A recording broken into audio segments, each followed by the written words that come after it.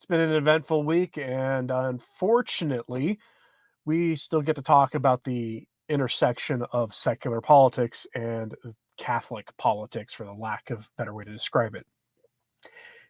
There has been an unholy marriage in the last 60 years or so of the bishops of various countries and the Vatican itself having a very, we'll say, intimate relationship with with governments. Governments will have these programs. They will do things that we could say help the common good, and they'll give money to nonprofit organizations to implement them. And the U.S. bishops will use Catholic nonprofits to do this, and for the most part, it's usually okay. If the government says, "Hey, let's do something to alleviate the plight of those without homes," or to make sure hot food in winter gets to people who desperately need it, or to assist people who are of limited means of getting food or medical assistance or whatever. Most of that stuff is fine. But this also includes we'll call what we have to generally call the unwelcome visitors issue, an issue that was probably the number 2 or number 3 issue driving the result of the last election. The issue that is now dominating headlines because of all the things that he talked about doing. The new president has been aggressively doing this one, and it was the most high profile of all policy areas. And as I talked about, I think it was Saturday, the numbers were staggering. A few days earlier than that, I threw out the number $500 million annually, and that turned out to be that I was lowballing the number. It turned out to be about 725 million, give or take, annually for the last 4 years when you average the numbers out. And then I went over the specifics. It's staggering the amount of money they were getting. And the bishops have felt pressure from this, and so they have responded. And their response is really tone deaf. In fact, up front, I'm going to tell you, I had an entirely different plan for what to live stream about today. But that topic's going to have to wait for tomorrow. The U.S. bishops in the new administration are now openly debating about the administration's highest profile policy program at the moment. And when I say debating, it's actually a debate happening between them publicly. The topic is essentially the enforcing the law against unwelcome visitors to our common home, to borrow a phrase from Francis, specifically focusing on those who violate the law in pretty heinous ways, in addition to how they did so just by coming here in the first place. That enforcement action has got the bishops all lathered up, and they issued a response to this enforcement program this weekend after Lepanto Institute and various traditionalist and conservative Catholic pundits, journalists, and podcasters all released data showing the bishops made mountains of money on these programs over the last decade and a half. Now, the bishops hilariously claim that they never made any money at all on this, that actually these programs they were doing cost more than what they were being given by the state. Which, frankly, I don't believe for a second. I don't think anybody should either. Now, looming over all of this is an issue. Kids. Key to this enforcement are the most vulnerable, who the government has lost track of, some nearly 400,000 of them. And when you combine that sad reality with another sad reality, the one that we as Catholics have had to live with for decades, that is the bishops' response to the Ted McCarrick problem in the church and their open embrace of James Martin and his evil ideology, there are now people openly and publicly accusing the bishops of some overtly, we'll say it, satanic and impure motivations for taking the federal money to do these programs. Read between the lines on that one, folks, and I will tell you, I do not share that opinion personally, but it is being voiced. This is harming the church's images publicly more than anything else has, probably since some of the McCarrick stuff or some of the things that Francis has done that's just so over the top. Personally, I think what we're seeing, their response is nothing more than the new false gospel of materialism and the inversion of the Catholic Church's teaching on social justice promoted by Francis and, frankly, his predecessors in the era after Vatican II. To put it more simply, money and power talk, and money and power is at the heart of this. So let's start with the statement that just kind of rocked a lot of people that came out yesterday. It came from Vice President J.D. Vance. He's a Catholic who, again, I have to say this every time, otherwise people will yell it in the comments about it. He's not exactly great on the issue on the sacrifice to Moloch, though he is light years better than his super duper Catholic presidential predecessor. And as has been pointed out on the campaign trail, they gave a much more moderate line about this than it has turned out to be the case in now that they're in office, what they've been doing with it. at least so far. We're only now 1 week into what is going to be a 208-week reign that they have, at least under the current configuration. If J.D. Vance becomes a nominee and wins, then who knows how long this will go for. But they are, got 1 week done, 207 more weeks to go. And so far, it is much better on that issue than we had expected them to be based on the rhetoric of the campaign trail. I did predict that J.D. Vance would be the go-to voice for the administration to deal with the media on potentially dicey issues because Vance is highly articulate and can communicate complicated ideas in plain language. And he does not hold back when he does. So I'm going to show you, I can't really show the video of what he said in this interview because it's entirely too spicy, but I'm going to I'm going to synthesize what he said throughout it.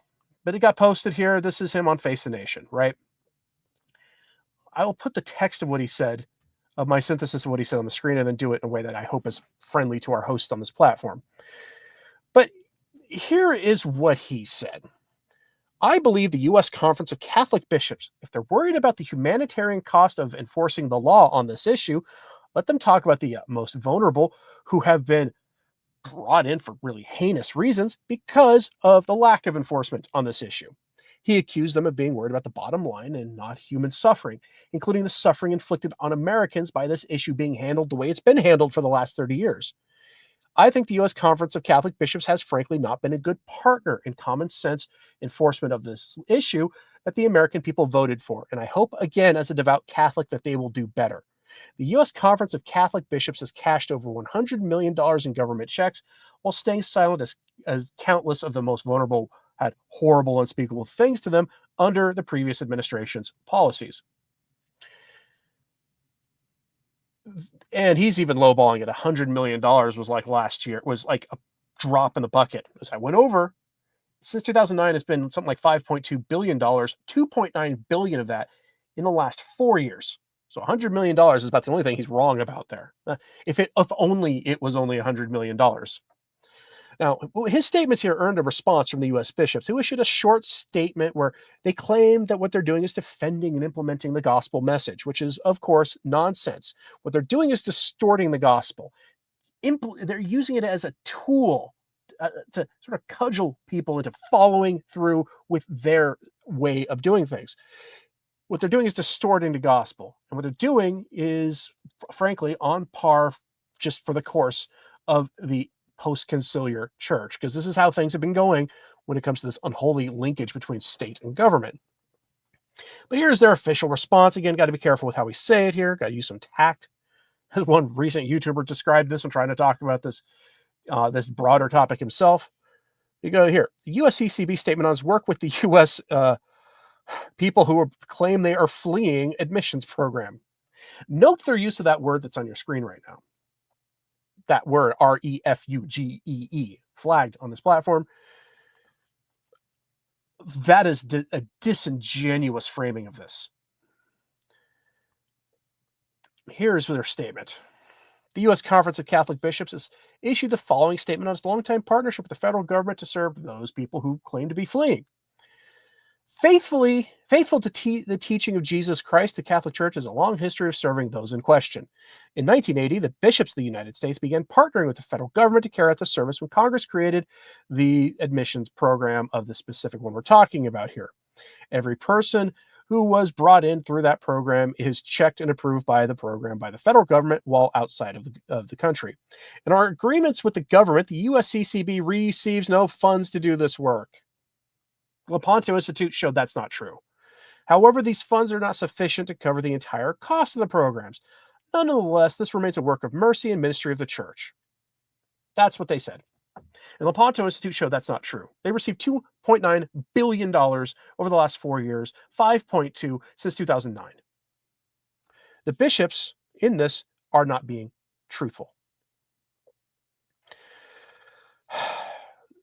It's remarkable. Absolutely remarkable. Cardinal Cupich also responded and claimed that God wants us to allow all these unwelcome visitors to our homes and make them welcome regardless of the circumstances and the consequences for this stuff. Because, of course, Cardinal Cupich would do something like that. So we go to Chicago Catholic for his relatively short explainer here on why we have to just do all this stuff and keep doing it no matter what the consequences are. I'm going to remind you, Catholic social teaching at its core level is about upholding the common good. Catholic social teaching has, since it's the inception of the modern corpus of work in that area of essentially scholarship by popes and those inspired by them, it's about governance. What does a Catholic or way of organizing society look like? The key word to it is subsidiarity. Local problems should be handled by the most local authority possible. And most of the time, the most local authority possible is you as an individual or as a family helping your neighbor. And then from there, you get to like your neighborhood and your township and or city or whatever, all the way up to government, like national governments, and then international governments, for depending on the kind of problem we're talking about. Things should be handled the most locally as possible. Part of the common good is ensuring there is a social cohesion that allows subsidiarity to even work. You can't have that if you've essentially atomized people by destroying everything that makes the word common in common good make any sense. And what they do here on this issue is destroy that common part of the common good. Here's what Cardinal Supich has to say. He gives you some context about, what he said in Mexico City. He says, while we wish the new administration success in promoting the common good, the reports being circulated of planned large-scale sending people home, targeting the Chicago area, are not only profoundly disturbing, but also wound us deeply. By the way, yesterday afternoon, it was reported that in his own diocese, government action resulted in taking care of a guy with the tastes of McCarrick. They caught a guy like that in their targeting of this program, and have sent him to Thailand, where he came from. A guy like McCarrick. Okay, we're proud of our legacy of people moving about that continues in our day to renew the city we love. This is a moment to be honest about who we are. There's not a person in Chicago, save the indigenous people, who has not benefited from this legacy. Catholic community stands with the people of Chicago and speaking out in defense of the rights of the people who move about and people who claim they are running away from bad things. Similarly, if the reports are true, it should be known that we would oppose any plan that includes large-scale removal of people who he says are actually Americans who come from those other groups. Government has a responsibility to patrol the boundaries and keep us safe. We support the legitimate efforts of law enforcement to protect the safety and security of our communities. Criminality cannot be countenanced when committed by either people who move about or longtime citizens, but we also are committed to defending the rights of all people and protecting their human dignity. As such, we vigorously support local and state legislation to protect the rights of those in question in Illinois. On and on and on. What he's advocating here for is local action that is a violation of federal law. There's your bishop advocating for criminality. Why? Because of the number 5.2 billion that has been the amount of money they've received since about 2009. Not counting going back to 1980. Probably approaches $7 billion when you do that.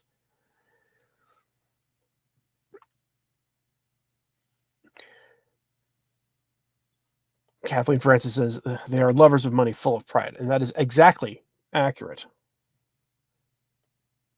I don't expect the bishops to get on board with everything that this new administration does, because not everything they do is going to be correct on moral questions, and it is good for them to stand up when they do violate the law or the laws of God. The problem is they destroy their credibility and make it harder for us to take them seriously when they're doing this kind of stuff. When they are coming out against the one thing the people of this country seem to want more than anything else other than getting the economy fixed. And those two things are inseparably tied. I don't know if you've seen these. There's a lot of video footage going around on X right now of places like Home Depot, factories that make food products and things that run 24/7 with full parking lots, suddenly having their parking lots empty. Home Depot, almost no one shopping. Walmarts that are empty in certain communities because of the enforcement of this. the effect it's had. People are asking a question of how bad is this problem? We've been told the number 11 million for about 40 years now. My entire life, that's the number that's been thrown around. But more honest assessments think it's closer to 30 or 40 million. And that's why it was the number 2 issue in the last election. Number 1 being the economy, and the two are inseparable. The bishops have a duty to actually defend the common good, even if it hurts their bottom line.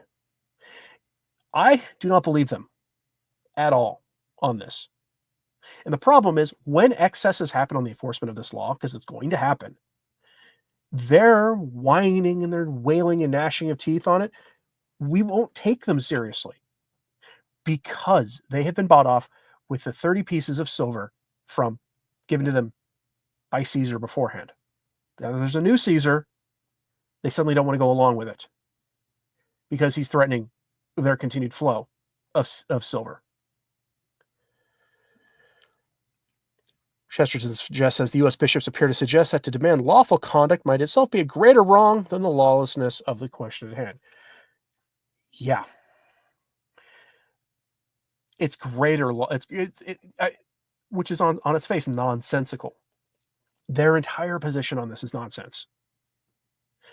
And when they raise a real objection that is truly rooted in the faith, we won't take them seriously. Because looming over all of this is their own mismanagement of the McCarrick problem, which is now being thrown in our faces. If you've been on social media at all dealing with this, watching the discourse happen in real time on X or on Facebook, anywhere it's happening, the McCarrick problem, because there's 340,000 to 400,000 of the most vulnerable that we don't know where they are. They found some of them, a fair number already, amazingly. But when that is part of this equation, it does lend itself to some fringier thinking. I'm not one who thinks that virtually every one of the bishops is a kinsman morally and spiritually to Ted McCarrick. But there are people who do, and they throw that in our faces right now because it's easy to do so, especially when the bishops are united only in one thing, which is opposing this. You name a bishop in America, and they're all on board, virtually all of them. My own, yours probably. It's hard to tell the line between the better ones in America now on this issue and the soupages of the church. The bishops have been pushed back for the hypocrisy. Yeah, and that's what J.D. Vance was doing. They're being extraordinarily hypocritical about this.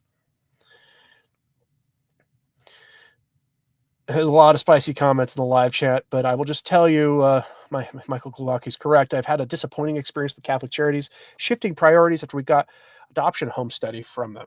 Right. Because it's money. It's always money.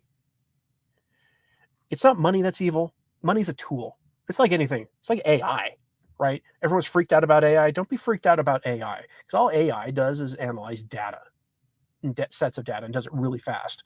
Be more worried about the person inputting the questions into AI and what they're using the tool for. A hammer is a tool, and a hammer can be used to build beautiful things and to fix basic problems like a broken chair. But a hammer can also be used for some pretty evil things. Be more worried about who is using the tool of policy for evil, or in this case, money, because money is by itself just a tool for exchange. That's all it is. It's the love of money. Because what is the love of money in a biblical sense? What is it? It is a violation of the first commandment. It is idolatry. It's replacing God with money. And at the core of the crisis in the church today, this false gospel we see from Rome, building a better world, utopian thinking, synodality as a journeying together and never really mentioning Jesus except in the most lukewarm terms possible, not really spreading the gospel, and instead focusing on, again, building a better world, this utopian thinking. What is it?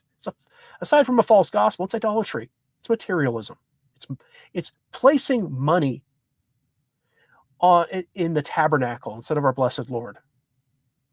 I have to wonder sometimes when you read about the accounts of the abomination of desolation. What if it's money? Just think about that. What if it's money that is being worshipped? It's food for thought. And that's what it's this kind of thinking that gets me going, watching the bishops respond to this. Margaret says, "My kingdom is not of this world." That is correct. Yes, we are called to alleviate suffering, to help the poor, and all the rest. Jesus commanded us to do those things. And the real problem we have when we see the way the bishops are acting with this is it becomes harder for us to do that, to heed that call, when those princes of the church act like princes of mammon.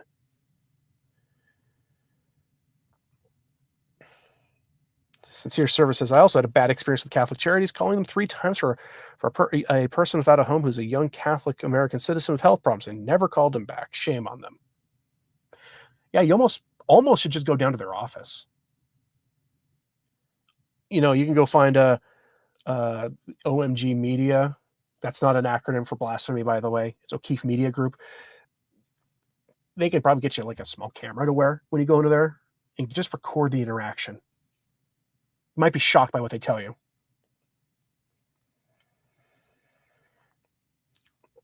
We are almost these when money is hidden beneath our foreheads or wrists. Yeah. Yeah.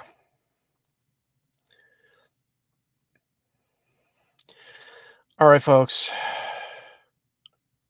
Please pray for Cardinal Supich, the American bishops in this, J.D. Vance, that he does so responsibly in implementing the law, but also that he keeps his Catholic faith. I can't even imagine the pressure he would be under as vice president in these times, and trying to balance that the life of faith with the exercise of his duties. And that pray that there is some kind of a resolution to this issue, because at the end of the day, this is not an issue that's going to be resolved easily. All you have to do is follow the debate that was happening with Colombia for the last 24 hours, which, if you need an update on that, 3 hours ago, they backed down completely on that issue. If you're not sure what that is in the comments, I'm sure somebody will explain it to you.